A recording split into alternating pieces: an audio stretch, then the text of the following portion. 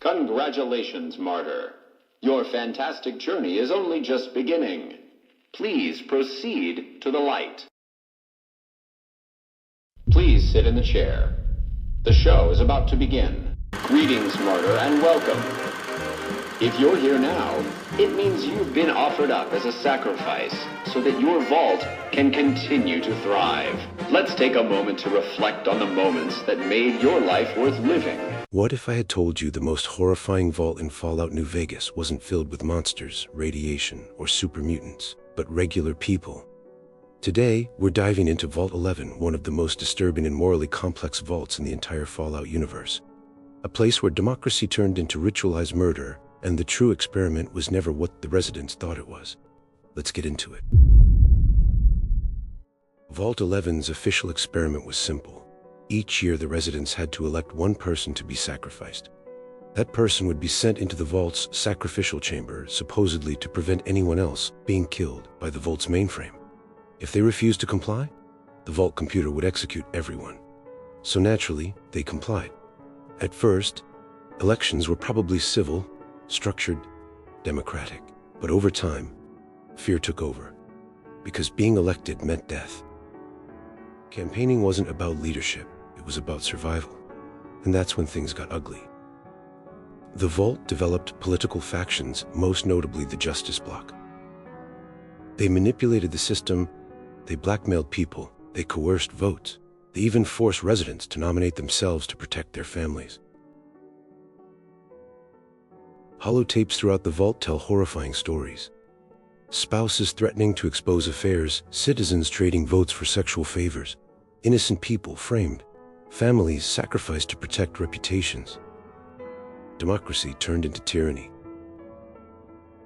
The worst part, nobody knew if the threat was even real. No one wanted to test it. Except, eventually, someone did. All right, I know you can hear me, so listen up. There's 5 of us left. 5 out of I don't know how many. So, it's over. We've talked and it's over. We're not gonna send anybody to die anymore. So shut off our water, our gases, or do whatever it is you're programmed to do. But we're done listening to you. Near the end, a man named Nathan West was nominated for sacrifice. Unlike the others, he refused, and something changed. The residents began to question everything. 5 vault dwellers finally decided they had enough. Instead of sacrificing someone, they refused to choose. They prepared to die together. But instead, the vault computer congratulated them.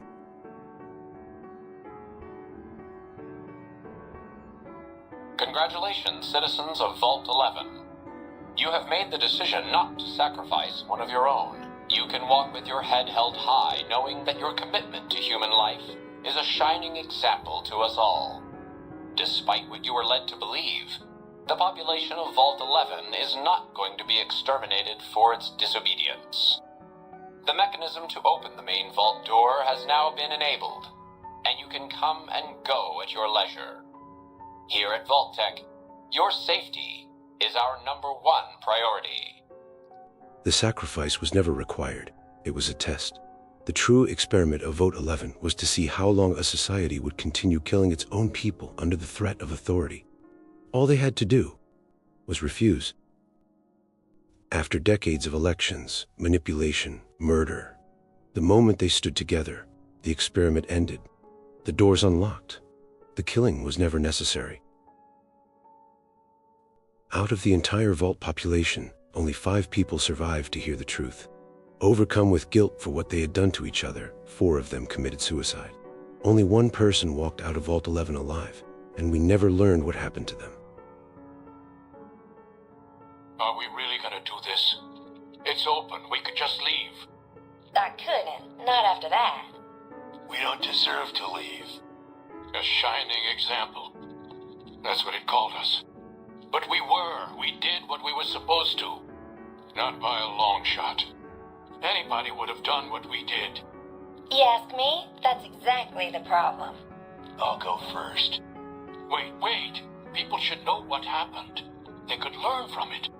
If there's anyone out there at all, I hope they never have to find out.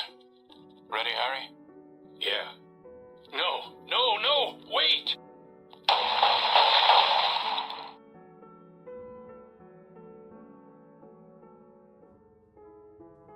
Vault 11 isn't about radiation.